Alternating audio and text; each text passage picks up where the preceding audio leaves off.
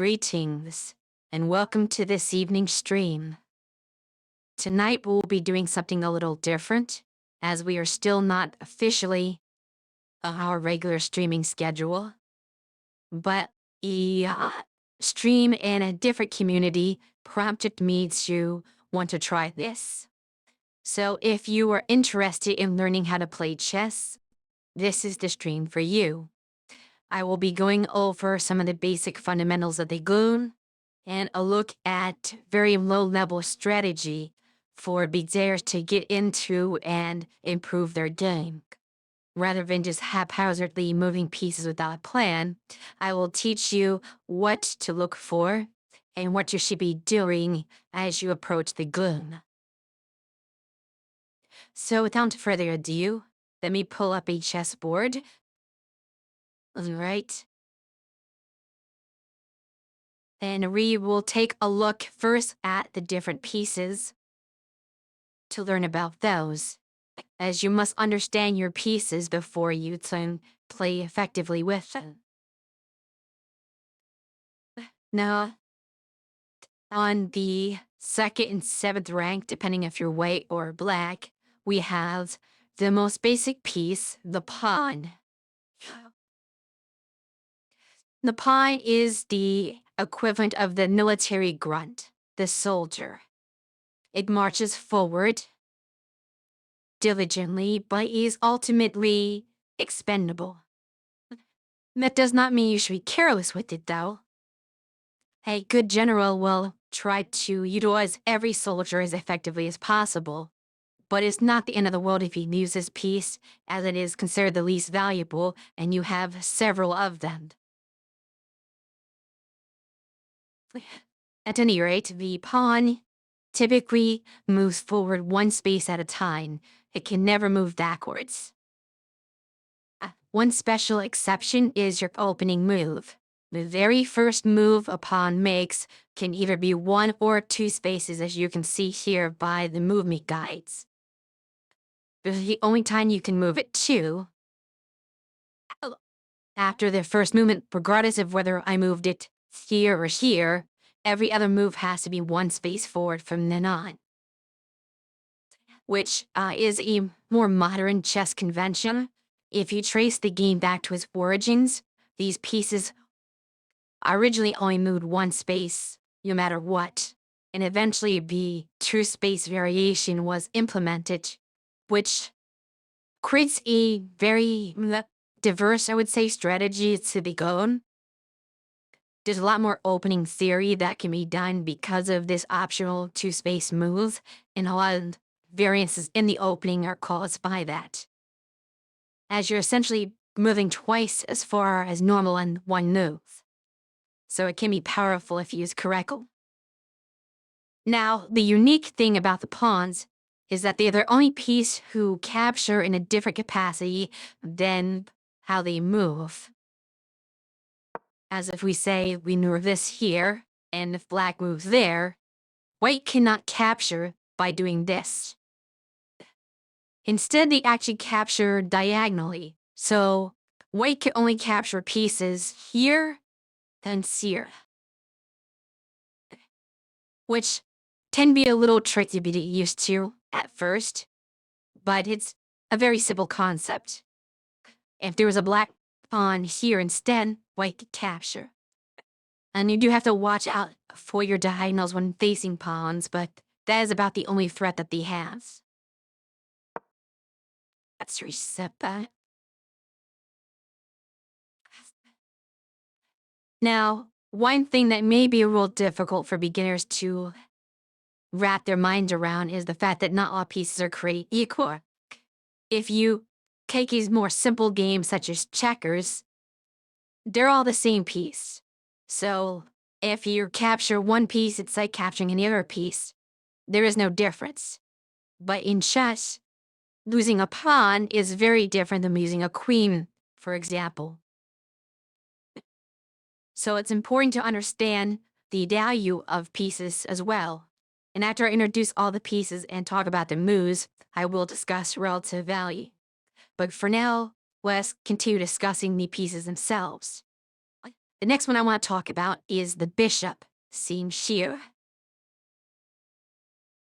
This piece moves diagonally any number of spaces, so assuming this wasn't being blocked by the tide, I can move along this line here. Or I can move, that way. Because the bishop's movement is diagonal, though, a dark square bishop can never appear in a light square, only other dark squares.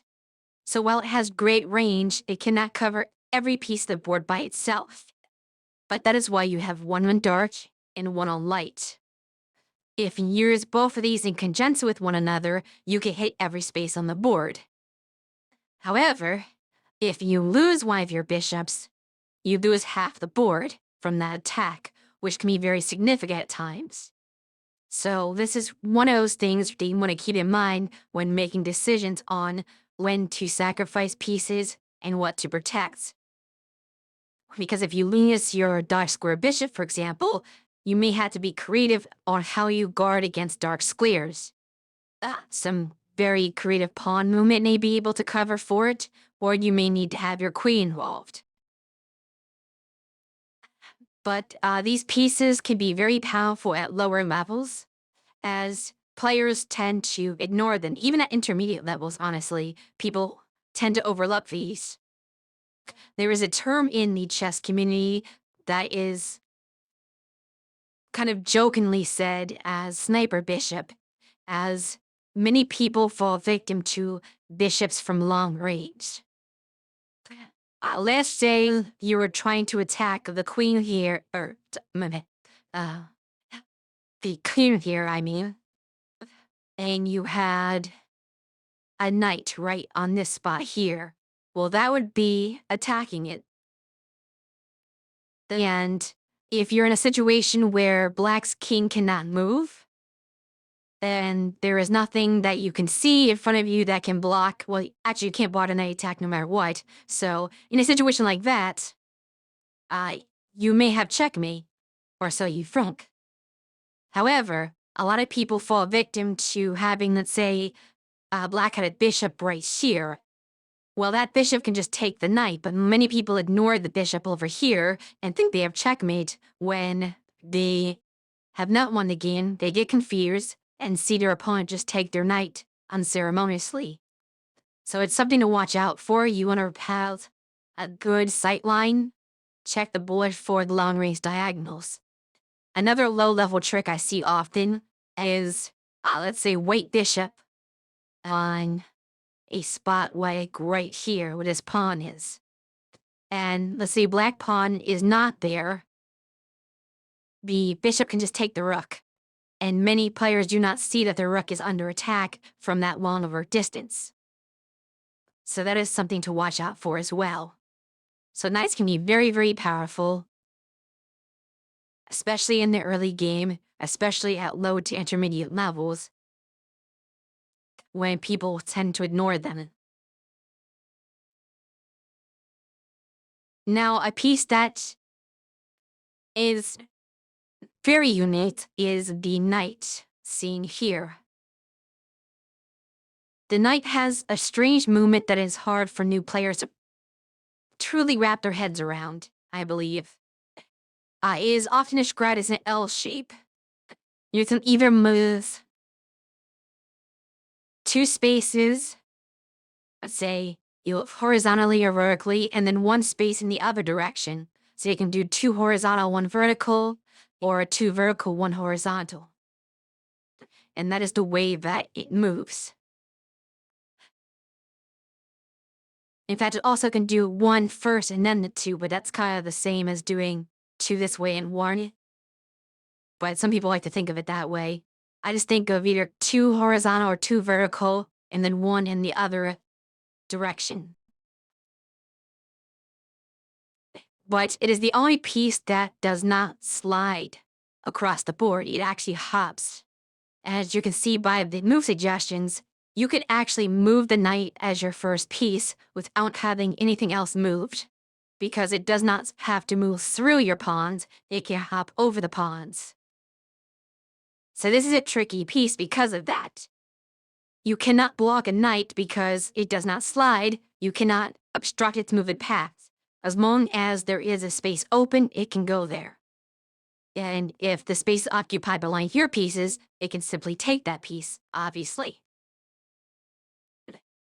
This becomes a very dangerous piece later on in the game, because as you can see, this is not a long distance, so it's not going to move very far very fast. But once you can get knights down the board, they can set up situations where the opponent cannot escape, because if the king's blocked in by other pieces. Right now, most things are protected. These pawns will stop direct attacks on the king from either straight on, diagonal, because you'd have to go and get the pawn first. The knight does not have such a limitation. As I said before, you can have a knight here, or you can have a knight here. Either one of those are attacking the king, and if there is no escape or no way to take that knight, it is checkmate and the game is over. So these are very strong pieces at higher level play when people understand how to use it, how to utilize them correctly. But they are difficult for players to use. That is just something to keep in mind. The next piece I wish to discuss is the rook. The rook can move any direction, horizontally or vertically, in a straight line, infinite amount of spaces. So this gives it much more flexibility than the bishop, which can only go diagonal, since you can cover any single square on the board, dark or light. So it has great mobility, and it's a very powerful piece. The rook also has a special feature, but I'll get into that a little later. Right now I'm just discussing basic movement. Then we want to talk about the queen, your most valuable piece that can be captured. The queen is as if you were to combine the movement of both the bishop and the rook into one. It can move any direction, horizontal, vertical, diagonal. It goes wherever it wants. That is why this is a superior piece and why you only have one of them. You do not want to lose this by foolish moves. You need to protect it and not let it hang, because it is such a powerful piece with such great mobility and attacking options. It's also the easiest piece to checkmate with because of how much it covers. If you can get, let's say, a queen right directly in front of the king and have another piece that's defending it from the king capturing, you have checkmate just there because the king will never be able to move, as the queen cuts off every single escape option if it's directly in front of it. And finally, we have the king itself. The king is a very watered-down version of the queen in how it moves. It can go any direction, horizontally, vertically, diagonally, but only one space. So essentially, every space surrounding the king is where it can move. However, obviously, you need to protect your king, because if you find a situation where your opponent is attacking the king and will be able to capture it, that is game over. If the king cannot avoid capture, that is checkmate. So let's talk about piece value. Most people agree on a numerical value for talking about how useful a piece is, with the basic pawns being assigned a score of 1, since they are the least valuable piece.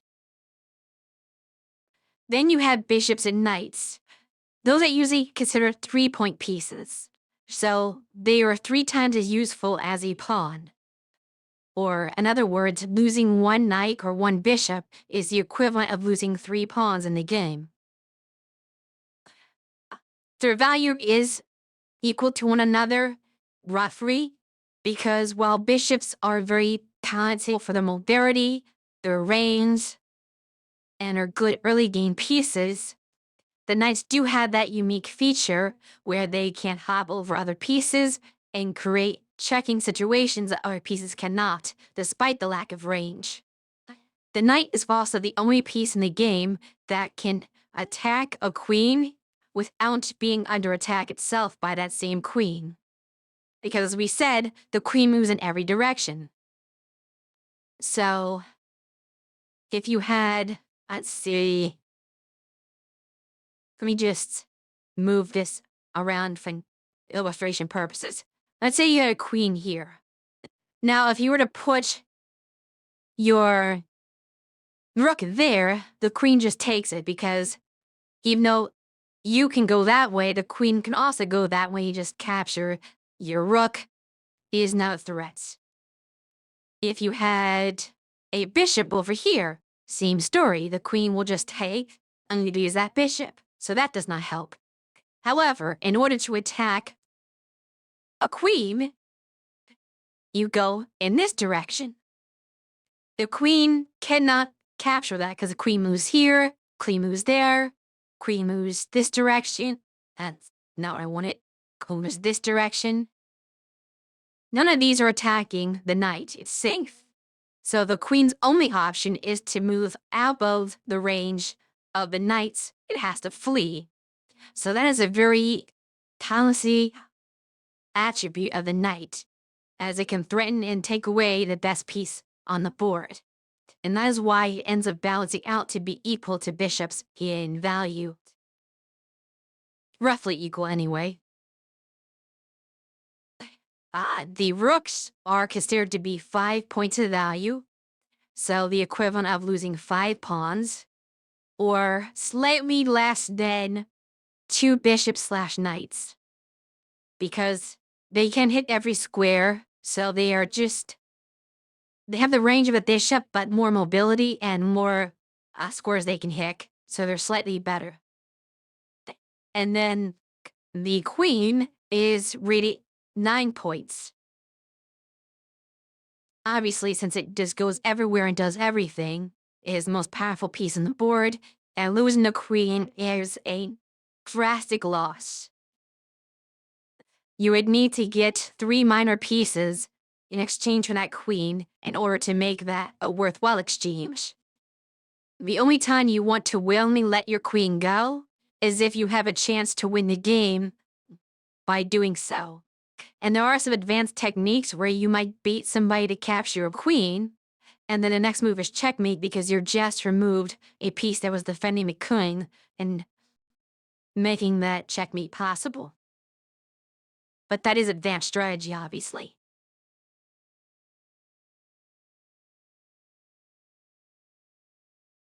Another thing to be aware of is the concept of castling. Let me remove some pieces from the board, or just move them out of the way to show what that's like.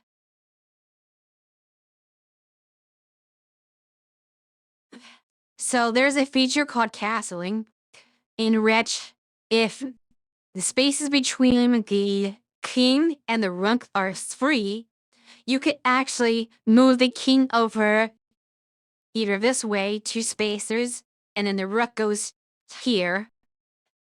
Let me see, let me try to illustrate that better. It's hard to do on this without actually doing it, but the king would come to G here, and the rook would go to S here. Or you can go queenside and move the king over 2 spaces here.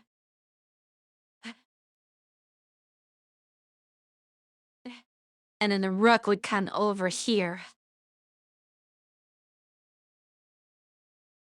Now, why would you want to do this? Well, the center of the board is typically the most dangerous spot to be. Many pieces can hit an attack.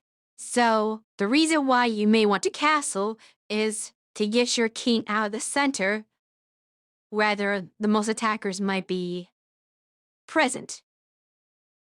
Generally speaking, the king is a bit safer in the corner, though that does depend on the game and your structure of your pieces. And when I go over the basic strategy of how to play, you'll see why that is usually a good move. However, if you see that moving your king over to the corner is going to put it in danger, you don't want to do that, obviously. If you don't have sufficient defenses, it is a bad move. So you do have to assess the situation properly. A couple other notes to keep in mind with castling. You cannot castle if your king has made any moves.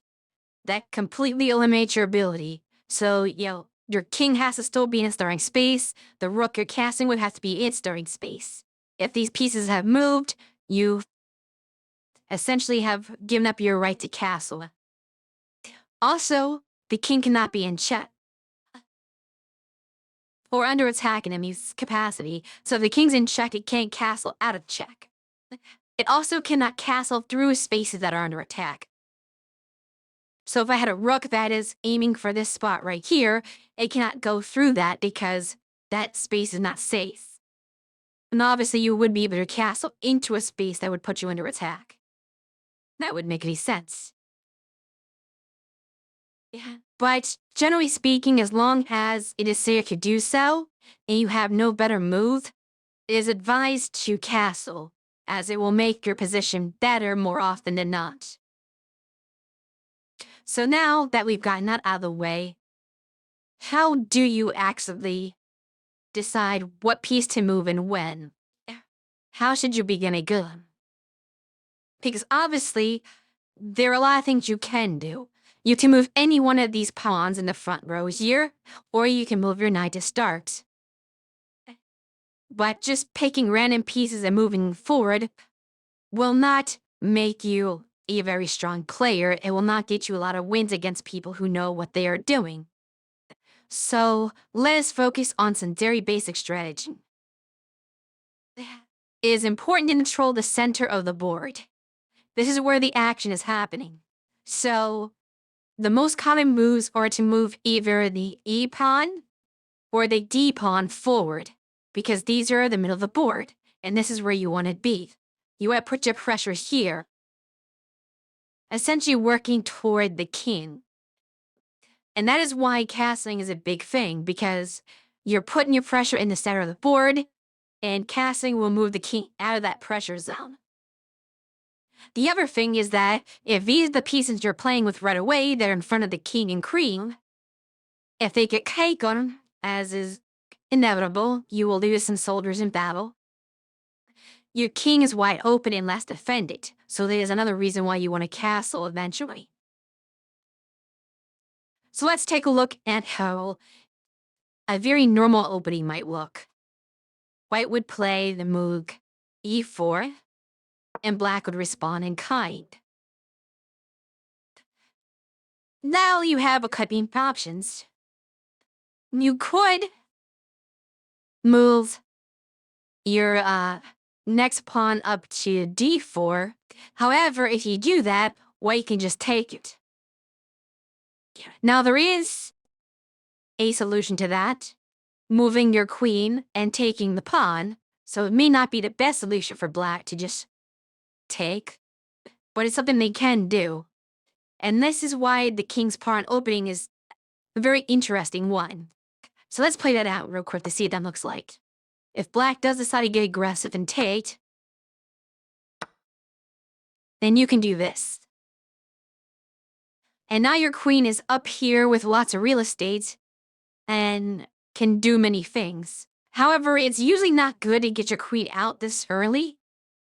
If you can just take a free pawn like that and control the center, this is a good move.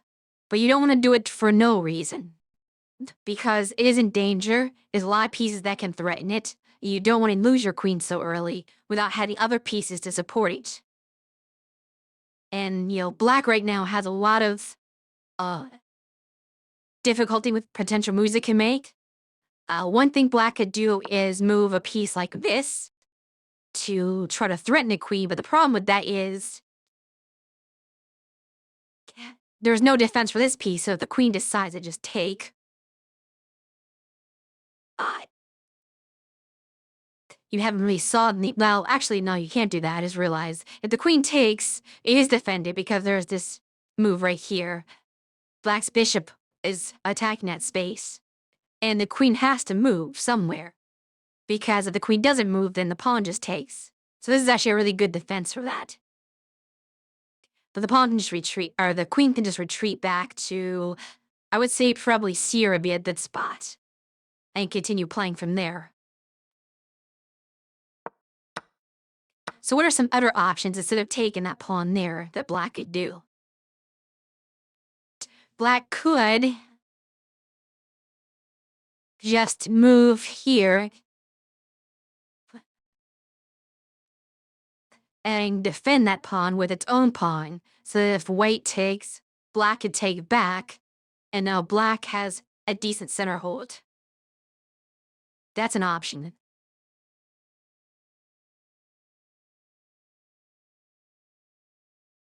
So we'll take a look at that real quick. We have this. And black can take.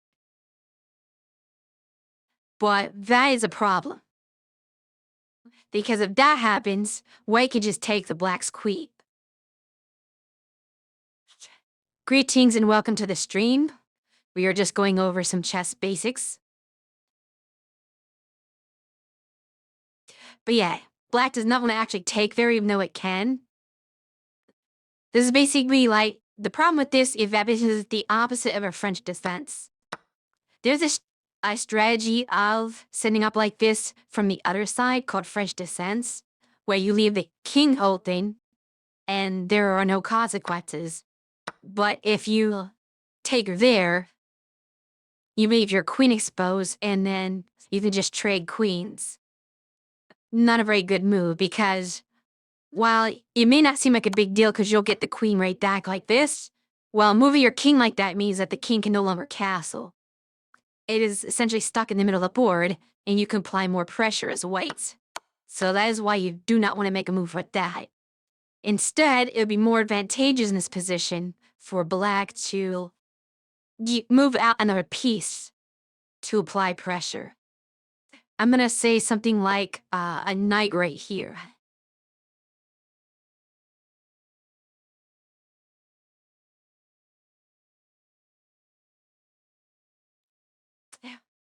I'll be honest with you, I did not even know that defense had a nom.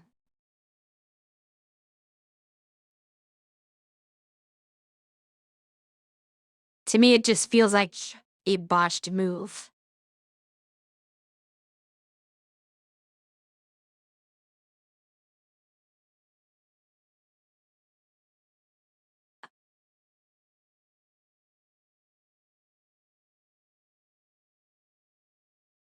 But anyway, you can move a knight here just to develop it. White can then freely take this pawn as well. And eventually, you could end this by capturing with, well, there's two options here actually. Let's go here. You can capture back with the pawn. Not the worst move in the world.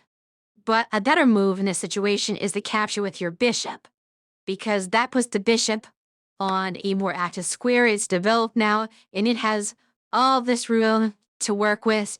There is not much going on in the center of the board for white. So even though you are down a pawn, you have better piece placement than white. So you're not really losing at this stage of the game. Let's delete this whole line back here.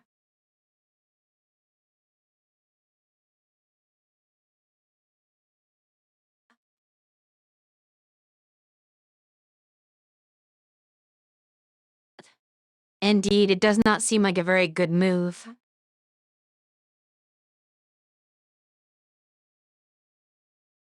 Now let's talk about, I briefly mentioned French defense. That is, a lot of people have different opinions on it. Some people dismiss it as not a very good opening. It can be viable at least. It's not the worst thing in the world to do. But that is when you lead with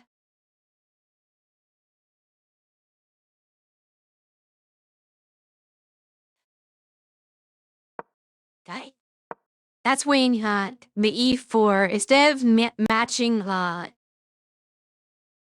e5 like you normally would, or like you could, I should say, you go a little more passive and go with e6, hoping that white plays d4, and then you play d5.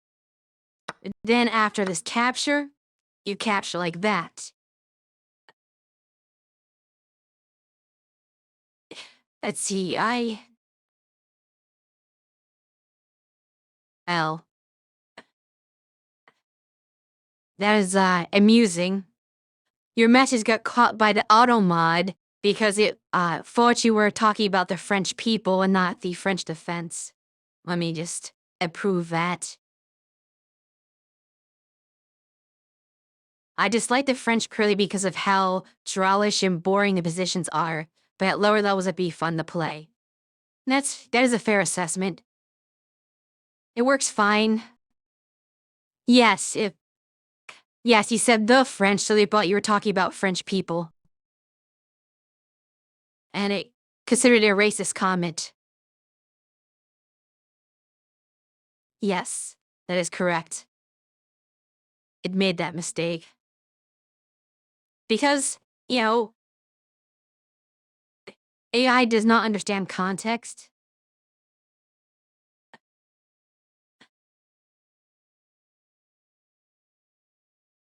That is bound to happen.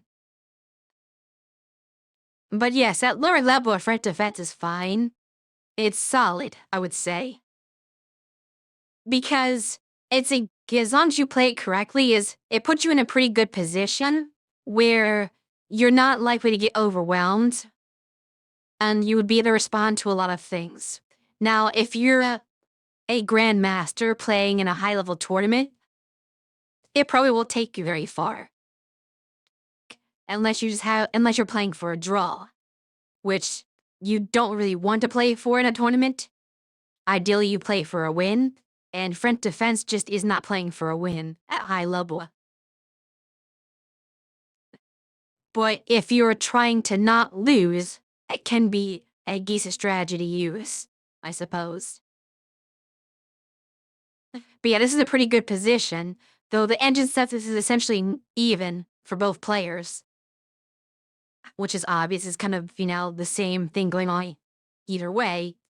So, you haven't really done anything. Of course, there's many different things you can do in response to that. White does not have to take here. White can do this. And this is when it gets interesting. Well, if your tournament games it, yeah, that would be what I would expect from tournament games. Now, I've played a handful of... What just happened there? Oh, appreciate the follow. Yeah. But yeah, I've played random people online on chess.com and have gotten some wins using French defense. But I would attribute that more to them not really having a strong middle game. So they just made bad movements in the middle game and had little to do with the opening.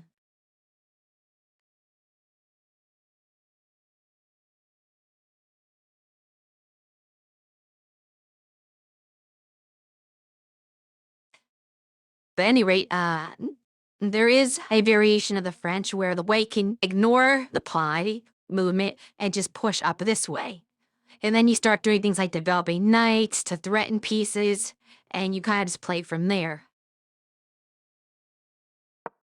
Another thing I believe white can do, which is also a form of ignoring, is to, let's see, I believe you want to play in miss. So that way if black gets aggressive and takes, then you just take back with the knight. So that is another tactic you can use in order to play against the French. In fact, it looks like knight d2 is actually the chess engine recommended move. Stockfish is saying to play that anyway.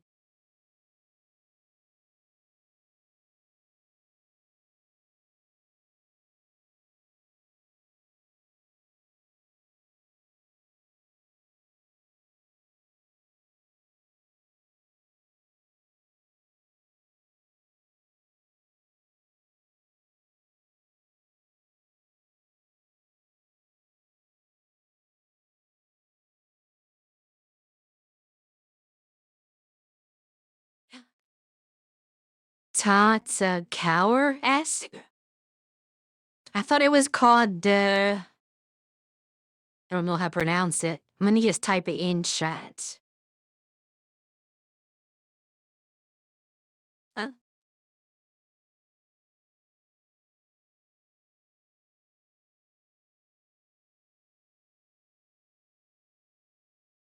I just looked up it had a different name.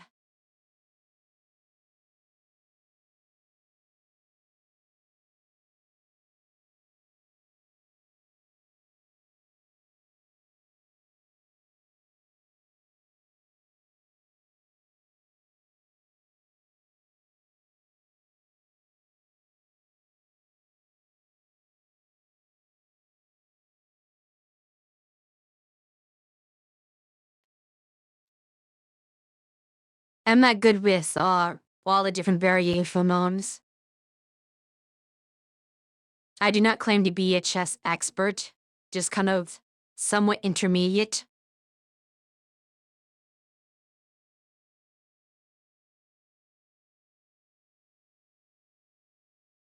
I see. Fair enough.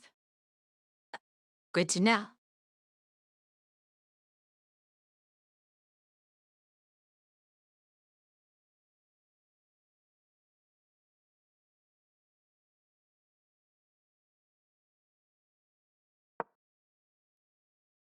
Okay, right, let's go back to the beginning here. So,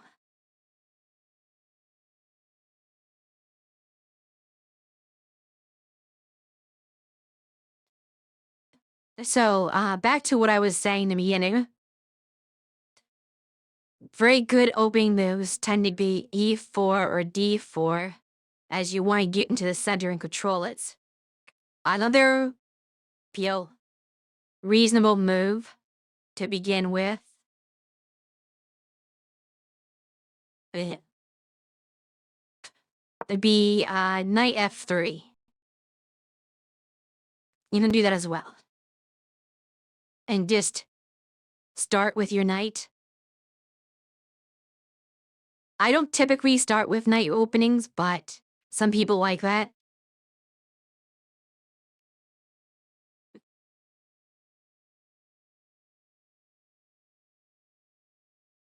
But in general, you want to try to give the nil pawns push forward and then develop your minor pieces. And by minor pieces, I mean bishops and knights primarily, because they're going to be part of your attacking force. And once you can get those out, then you can start working your queen, maybe even your rooks at some point after castling, potentially.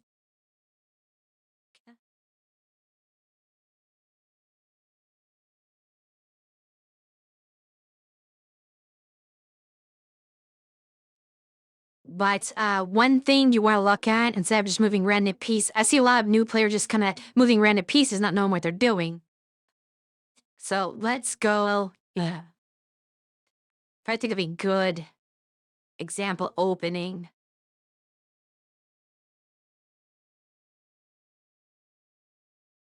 To play out a little example. Because one of the things I want to talk about when moving out your knights is to move them out in positions that defend your pawns so that you can keep putting pressure on certain pieces and deny your opponent movements there.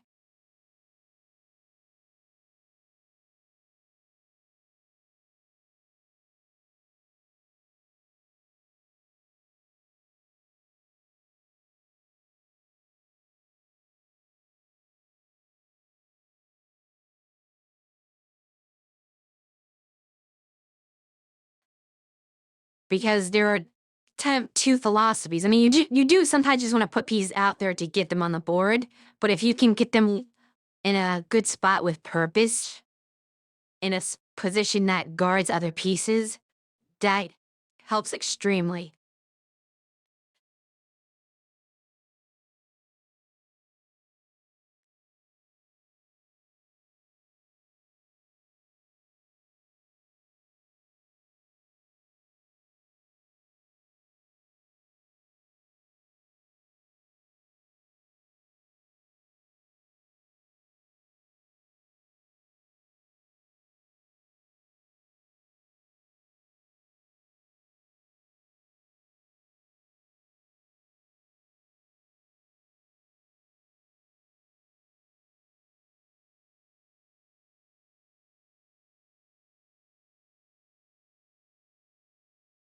So let's take some examples. Let's say we do a D opening here.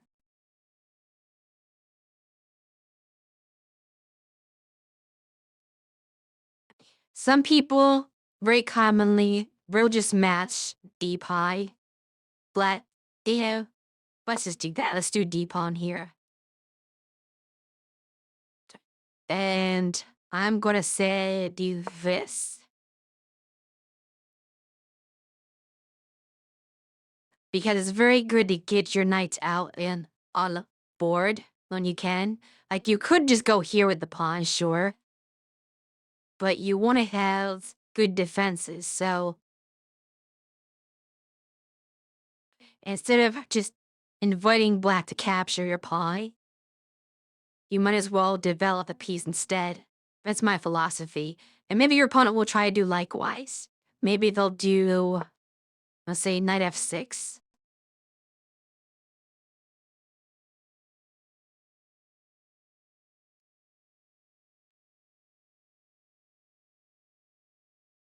You can do uh, bishop f4. So that gets your bishop out in play, and and the closer you can get your bishops to the center, the more space you may can threaten. So that helps as well.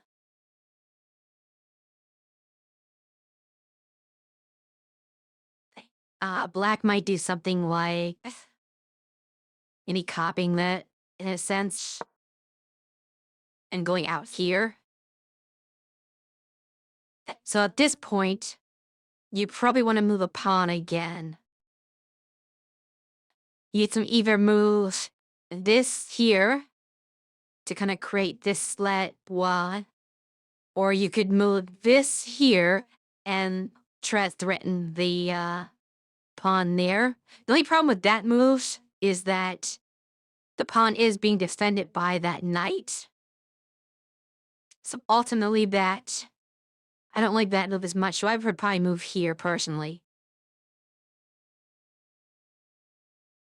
And then your opponent would maybe play... I'm gonna say they're probably doing a knight, huh? Something like this to get their knight out. Which you should also get your knight out. I'm gonna say c3, directly threatening this piece.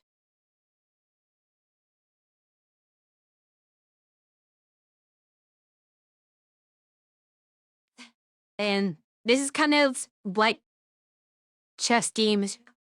This may not be the best example of a chess team, but this is somewhat more like what they look like when you're playing with purpose. Because you're getting certain pieces out and underneath the board where they can start doing damage. You're doing things like defending pieces or attacking other pieces.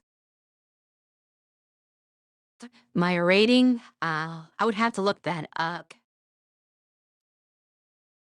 I don't really play any official rating, but I do have like a chess.com rating.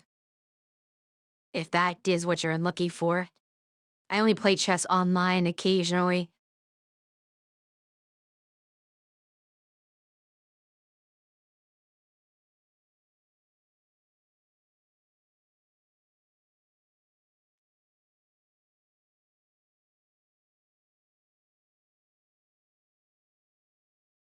Online rating.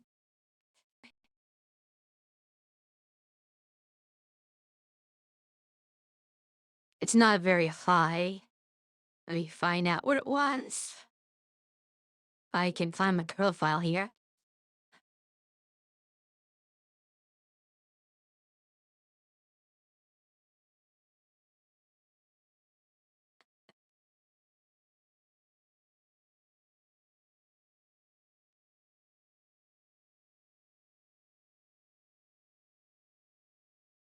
Up here it is.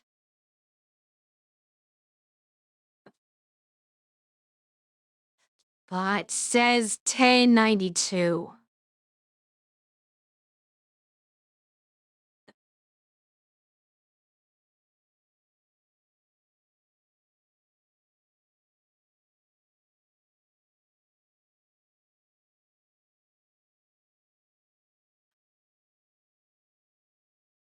So nothing extraordinary.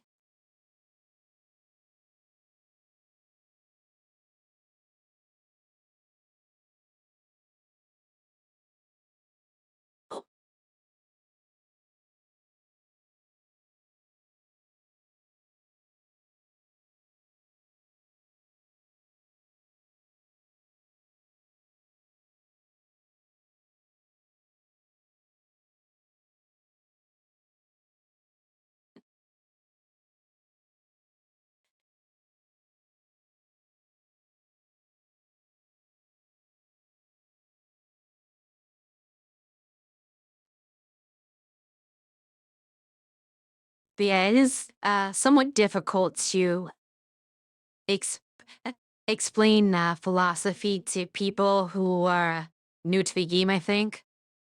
I don't know how helpful the stream will be. I'm hoping that it might impart some logic. I would maybe in the future try to have sessions where I can actually play with beginners and tell them stuff as the game progresses and kind of show them where they're going wrong. But this is kind of a very generalized, hopefully people can pick up something and maybe moves with more purpose.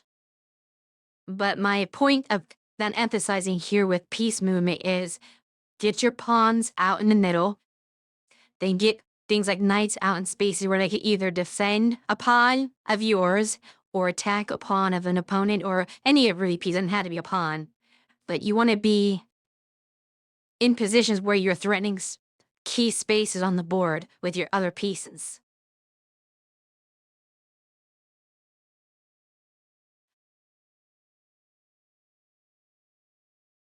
Damn. I am a beginner's teaching or expert teaching.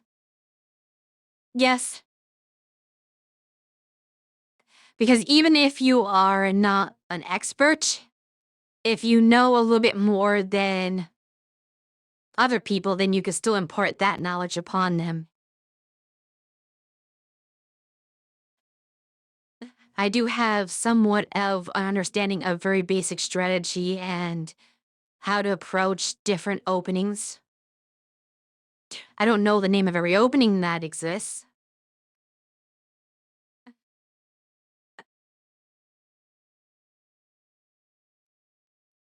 But that is one thing, once you get past the very, very basics of how pieces move, that might be one thing to look up to or look into if you're serious about chess, is just look up various openings.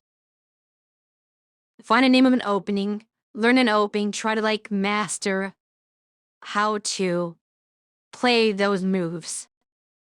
Names opening, yes. That's for the only thing about knowing the name of the opening is so you know what you're playing and how to look it up and reference it. But as long as you know how to play, I suppose that is the most important part. But yeah, I think everyone should know, have some idea of the game plan on what to do as ways. Which you don't need to know one opening as weight at a time. You don't need to know like 5 million openings. You just need to know one because as white, you make the first move, so you're dictating what, how the game is going to start. So you know whether or not you're going to move e4 first, if you're going to move d4 first, if you're going to move a knight first, and go off of there. As black, you will kind of need to know potentially multiple because your first move depends on what white does. Yeah, if white plays this, you're not really doing a French defense, if that's what you studied. So you do need to know how to respond to different things from white. Scotch opening. I do not believe I'm familiar with that one.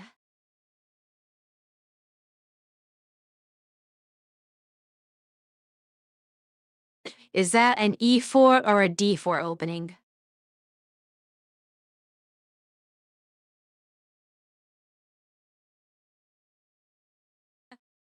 I see. D4, E5s, minus 3.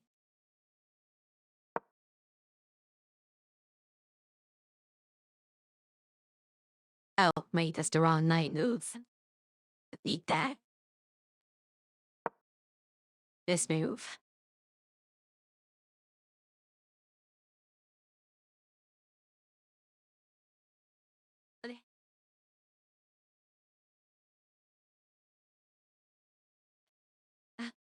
I suppose it works well for you then? Drink this.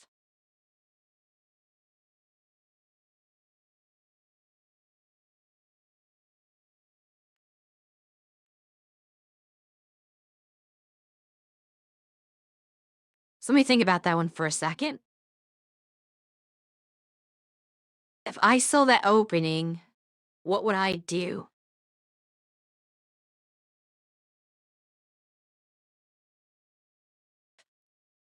So this is interesting. This does demonstrate a lot of the principles I was just talking about, where you're trying to control the center. You have defense from your knight here.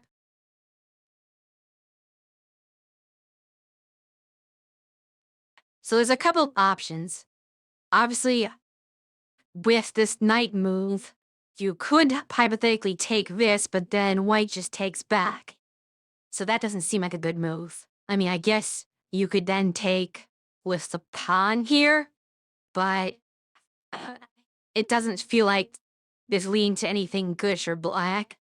I mean, it's not the worst in the world, but then you get into things like, oh, white can just move out this queen or something if it wanted to. So I probably wouldn't go that route just because this space is so heavily contested with the queen and the knight defending it. If I was going to take it all, I would probably take with the pawn here first.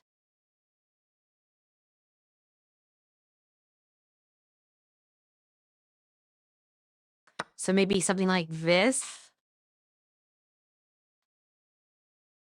And I assume white would take back. The worst variation to be played at mass interesting. Yeah, it didn't look very good. And then what white just takes like this.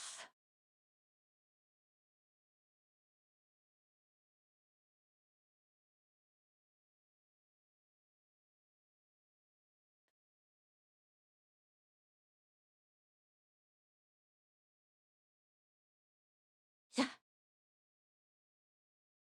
But even in this, black never I was gonna say, because if black did capture back, you still have the problem of the queen coming out here. So it just was the same sequence, but in a different order. So you have to use something else. Like, let's say, develop something. This may not be the best move, but I would maybe consider doing something like BC5 to threaten that. I mean, yeah, that kind of threatens a knight. Because I feel like that forces it to either take, and then you just take the pawn, or it has to move out of the way to resist being captured by the bishop. Two main lines in this opening. Fair enough. Well, I suppose that was a good guess then.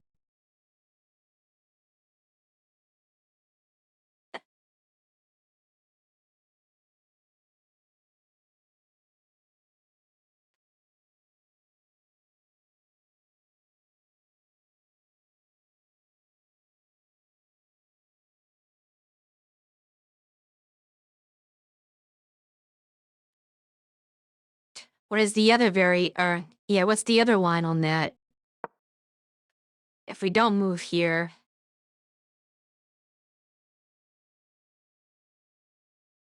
can't see any other obvious moves.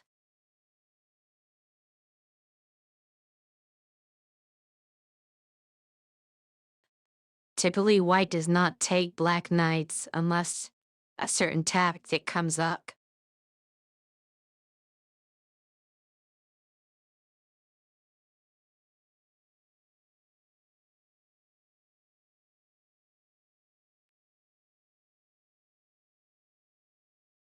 So instead of BC5, there is The knight f6. So just ignore this entirely for now.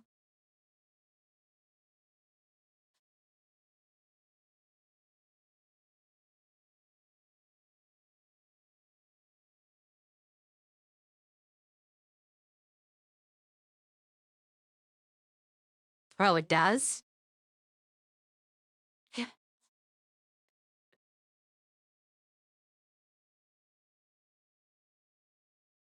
Why does white take the black knight in this scenario, but not from the bc5?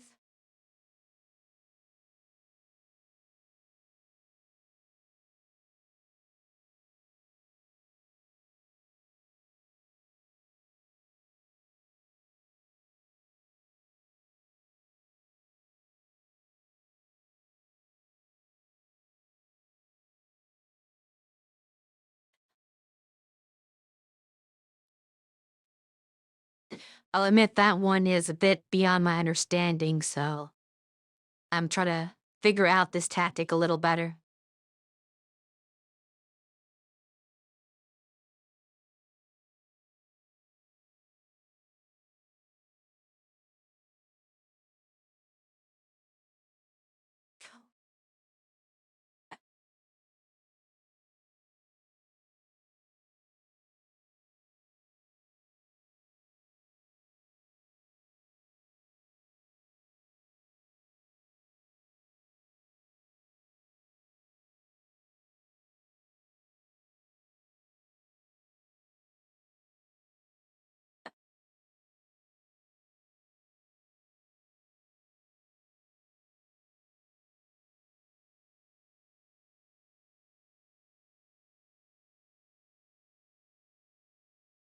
Interesting.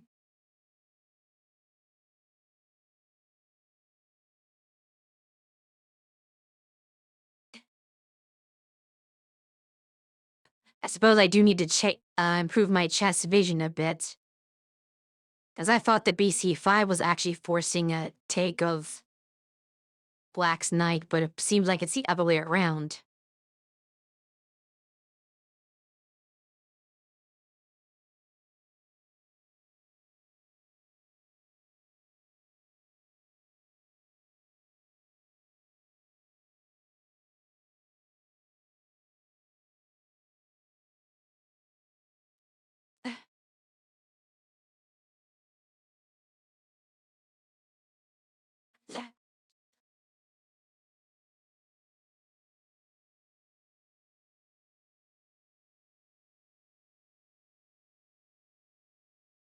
Let me go back to look at that one again.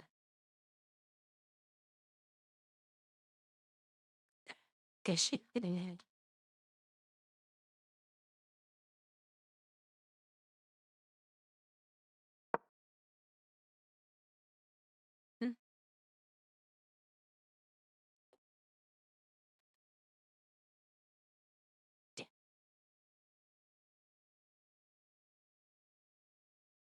Ah, that's fair.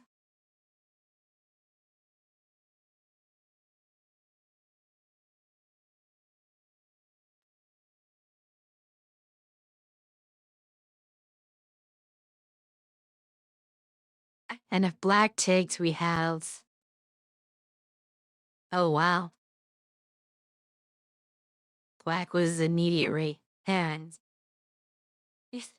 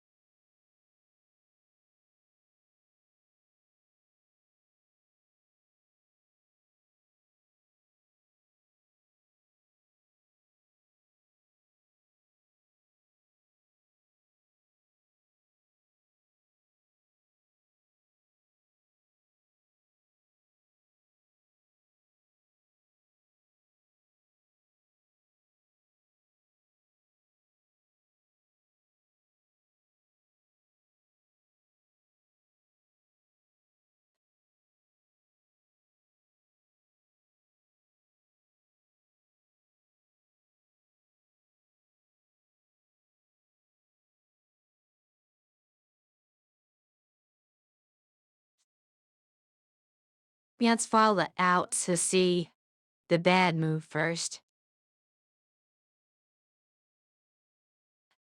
Because it's good to look at why these things don't work. So you said that this is a bad move because you just take, and then you have a threat on the queen.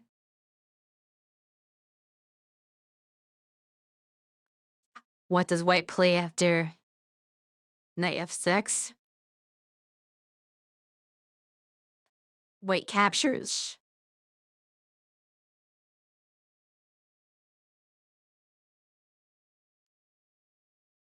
And then black has to capture the pawn.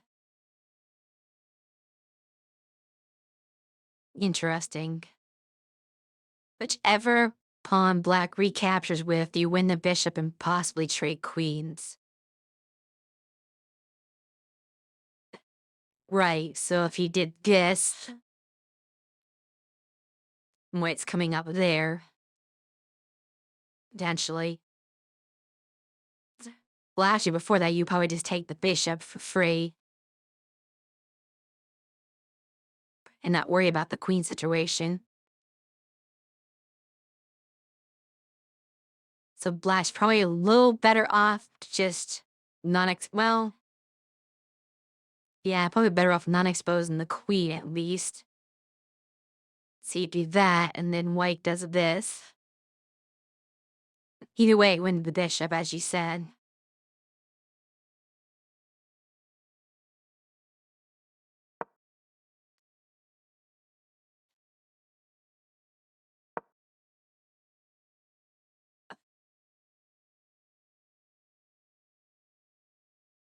Yeah.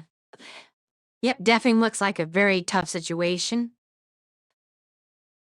And I believe you said that this would work better.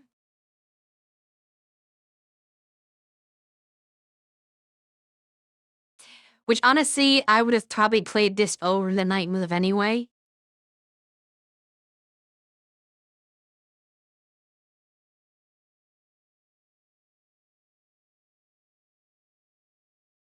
C3?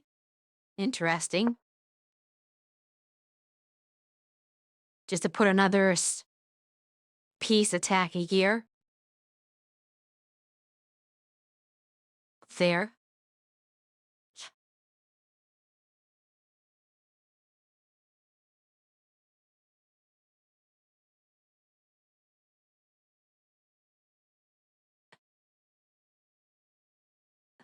Now there are 3 moves. Let me see if I can find any of them. Or never mind. You just told me what the moves are. Let's take a look. B2, well, hold on. D65.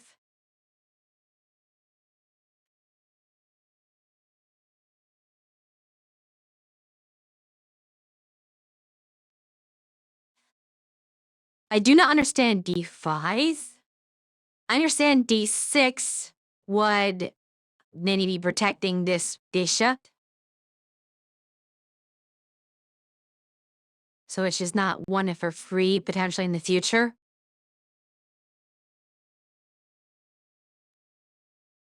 You have knight E7.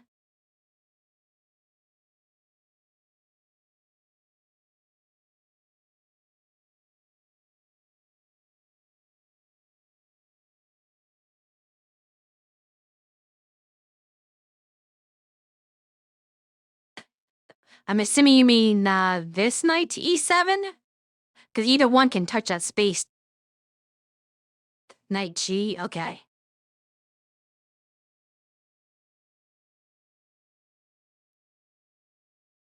All right, Automod, you are drunk. How does this message have anything to do with race, ethnicity, or religion?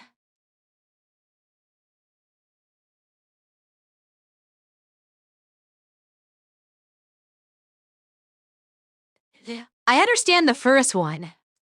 I do not understand how algebraic chess notation that you mod it.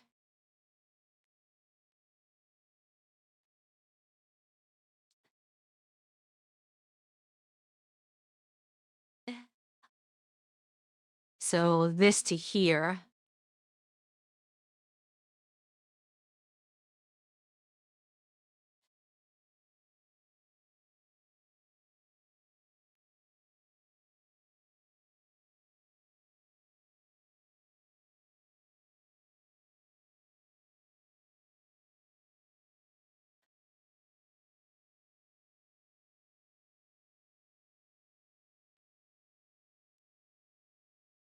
Apparently not.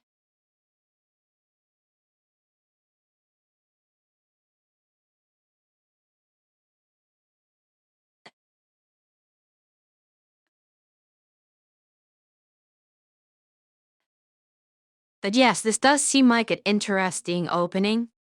I may wish to learn it someday to see how well I can implement it. I do see there are some ideas, but I would have to study it a bit more.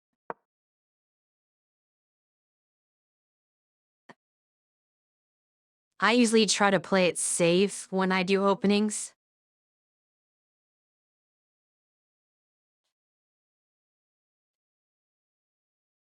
I'm just looking to sort of go by a London philosophy, where I'm just trying to move out knights early and bishops early and just kind of go with that.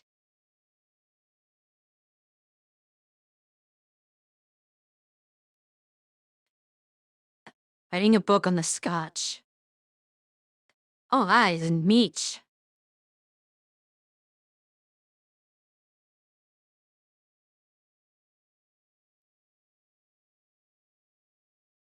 Yeah.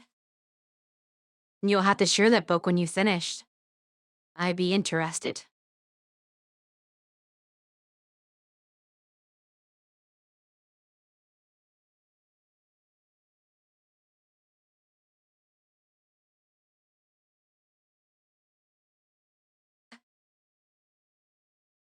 But yes, I like to lead with d4, then knight f3, bishop f4, things like that to start out with. Or a variation where you do bishop c3 instead.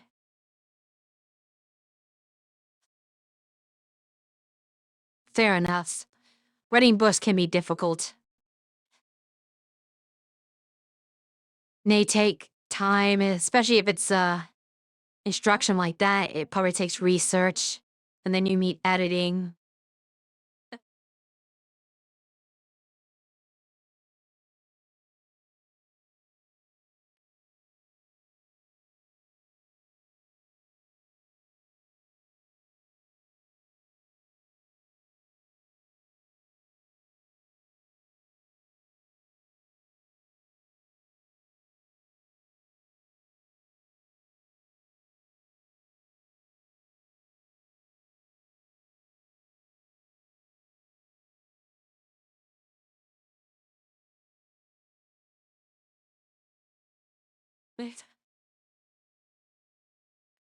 But anyway, I think I covered a lot of them, at least bare minimum basics.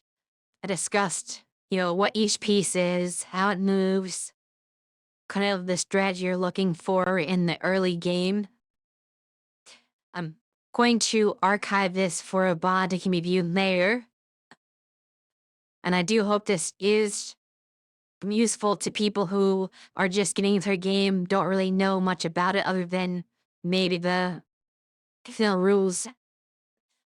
Because I have seen some people who at least know how to move the pieces, but they do not really know what to do with them and don't really have a game plan or purpose. So hopefully some of the things I discuss can help you find sort of a strategy to start off your games. And if people like this stream and want to see more of these, I might do other sort of instructional streams where I go into a little more detail specific openings. I mean, we did discuss, thanks to Mole here, the Scotch opening. I learned a little bit about that. And we might be talking about more about other openings and beyond the opening, even. I would like to maybe potentially, if we can get people interested, have a stream where I play with somebody who's new and teach them as we go along. But I would need to actually have someone for that. But if you are a member of our Discord server, please let me know if you are interested in these types of streams and instructional sessions, I suppose, with chess. If you are interested in learning, I can teach more. I don't normally do these types of streams, but I can definitely do more in the future. We will see. But for now, we will be winding down to the end of the stream. And as the new year begins next week, we'll be going back to our regular streaming schedule. So you will find me every Thursday evening. I was in the middle of streaming Batman Arkham Asylum, so I'll probably be going back to that. The other channel members will be going to their respective games. So those streams are on Tuesday, Saturday, and Sunday. So do check those out as well. And before I depart, we'll be raiding another channel of Rel, who is currently playing Wise of P.